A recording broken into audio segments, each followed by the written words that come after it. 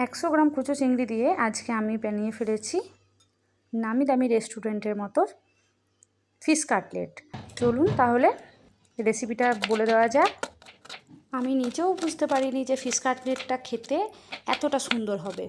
এই যে এখানে আমি একটা পেঁয়াজকে এরকম ছোট্ট ছোট্ট টুকরো করে কেটে নিয়েছি, আর বেশ কয়েক কোয়া রসুনকেও এইভাবে কিন্তু ছোট্ট ছোট্ট কুচি করে কেটে নিয়েছি। আর হ্যাঁ, দুটো কিন্তু আলুকেও বয়েল করে রেখে দেবেন, এখানে কিন্তু আমাদের সেদ্ধ আলুও প্রয়োজন হবে।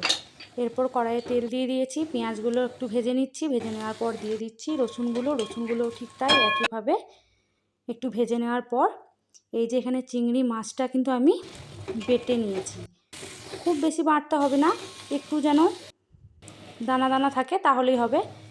এরপরে চিংড়ি মাছের ওপর দিয়ে দিচ্ছি ধনে গুঁড়ো, 1 চামচ জিরে গুঁড়ো, 1 চামচের মতো লঙ্কা, স্বাদ মতো নুন, আর এখানে গ্রেট করা আলু আর হলুদ আদা বাটাও কিন্তু আমি এখানে 1 চামচের মতো দিয়ে দিয়েছি। আর এখানে আমি বড় চামচের 1 চামচের মতো বেসন দিয়েছি বাইন্ডিংয়ের জন্য, যাতে ভালোভাবে গড়া যায়। আর এখানে সামান্য ধনেপাতাকে কুচি করে দিয়ে দিয়েছি। ব্যাস, পুর একেবারে রেডি। এরপর আমি একটা পাত্রের মধ্যে 2টো ডিমকে ফেটিয়ে নিচ্ছি, 1 চামচের মতো গোলমরিচ আর সামান্য পরিমাণে নুন দিয়ে ডিমটা কিন্তু ভালোভাবে ফেটিয়ে রাখলাম। এরপরে পুরটাকে একটু ঠান্ডা করে নিয়ে এইভাবে একটা ছুরির সাহায্যে কিন্তু কাটলেটের শেপ দিয়ে দিতে হবে। আমি এখানে কিন্তু ডায়মন্ড শেপের কাটলেটগুলো করেছি, আপনারা আপনাদের পছন্দ মতো শেপে করে নেবেন।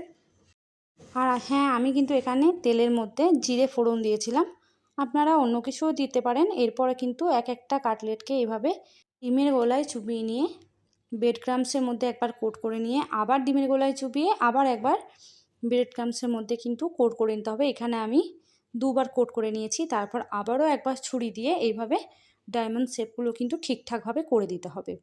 এখানে আমি এই যে গড়া হয়ে গেছে, কিছুগুলো কিন্তু তুলে রেখে দিচ্ছি, ফ্রিজারের মধ্যে রেখে দেবো, পরে অন্য টাইম কখনো ভেজে খাওয়া হবে। আর এখানে আমি 2 থেকে 3টের মতো ভেজে নিচ্ছি। দেখলেন তো, মাত্র 100 গ্রাম কচু চিংড়ি দিয়ে আর মাত্র 2টো আলু দিয়ে কিন্তু আমি এখানে বড় সাইজের 6 পিস কাটলেট কিন্তু বানিয়ে ফেললাম। তাই দেরি না করে আপনারাও বাড়িতে বানিয়ে নিন, আর বানিয়ে খেয়ে আমাকে অতি অবশ্যই বলবেন কিন্তু যে কেমন হয়েছে। এই যে ভেজে নিয়েছি এইভাবে লাল লাল করে, গ্যাসের স্টিমটা কিন্তু একবারেই কমিয়ে রাখবেন।